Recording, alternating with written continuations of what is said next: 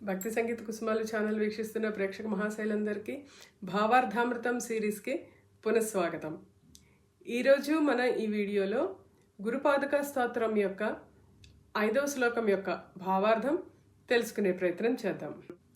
నృపాలి మౌలి వ్రజరత్నకాంతి సరిద్విరాజ ఝషకన్యకాభ్యాం నృపత్వదాభ్యాం నతలోకపంక్తే నమో నమః శ్రీ గురుపాదుకాభ్యాం. ప్రపంచాన్ని పాలించే ఎందరో గొప్ప రాజులు గురువుగారి పాదాలకు తలవంచి నమస్కారం చేస్తూ ఉంటారు. అలా వారు తలవంచినప్పుడు వారి కిరీటాలకు పొదగబడిన మణిమాణిక్యాల కాంతి గురువుగారి పాదాల వద్ద ప్రసరిస్తూ ఉంటుంది. ఆ కాంతి అంతా కలిసి ఒక ప్రకాశవంతమైన నదిలా ప్రవహిస్తున్నది. ఆ కాంతి అనే నదిలో గురువుగారి పాదుకలు ఎలా కనిపిస్తున్నాయంటే నదిలో చురుగ్గా అందంగా కదిలే చేపల వలె మెరిసిపోతున్నాయంట.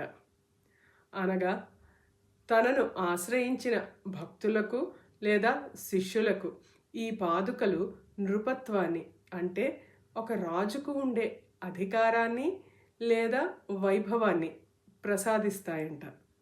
ఇక్కడ రాజు అంటే లోక సంబంధమైన అధికారం మాత్రమే కాదు, తన మనస్సును తాను పాలించుకోగలిగితే ఆత్మ సామ్రాజ్య చక్రవర్తి అవుతాడు ఆ సాధకుడు. లోకంలో రాజులంటే అత్యంత శక్తివంతులు, అహంకారం ఉన్నవారు. అటువంటి వారే గురువు ముందు తలవంచుతున్నారంటే జ్ఞానం ముందు లౌకిక శక్తి ఎప్పుడూ తక్కువే అని అర్థం. శిష్యుడు తన అహంకారాన్ని అనగా కిరీటాన్ని గురువు పాదాల చెంద పెట్టినప్పుడే జ్ఞానకాంతి ప్రసరిస్తుంది. సాధారణంగా రాజులు కిరీటాన్ని తమకంట గొప్పవారి దగ్గర మాత్రమే తీసి వారి పాదాలకు నమస్కరిస్తారు.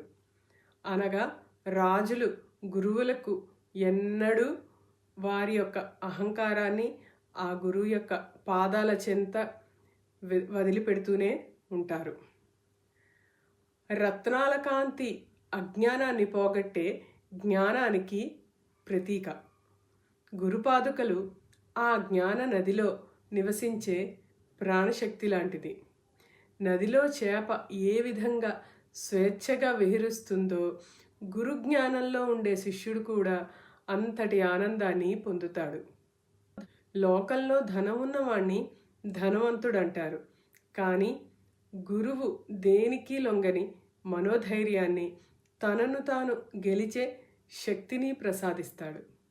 గురువు అనుగ్రహం ఉంటే ఒక సామాన్యుడు కూడా ఒక మహారాజు వంటి ఆత్మగౌరవంతో బతకగలడు అని ఈ శ్లోకం మనకి అర్థాన్ని సూచిస్తోంది. చూశారు కదా, గురు అనుగ్రహం ఉన్న సాధకునికి ఎంత ఆత్మగౌరవంతో బతకగలడు అని శంకరాచార్యుల వారు మనకి గురువు యొక్క ప్రాముఖ్యత, గురువు పాదముల యొక్క ప్రాముఖ్యత తెలిపే ఈ యొక్క స్తోత్రంలో తెలియచేసే ప్రయత్నం చేశారు. మనం కూడా ఎల్లవేళలా ఆ గురువు యొక్క అనుగ్రహాన్ని పొందే ప్రయత్నం చేద్దాము. మీకు గనక మా ఈ భావామృతం సిరీస్ నచ్చినట్టయితే ఒక లైక్ చేయండి, మీ వాళ్ళెవరికైనా షేర్ చేయండి.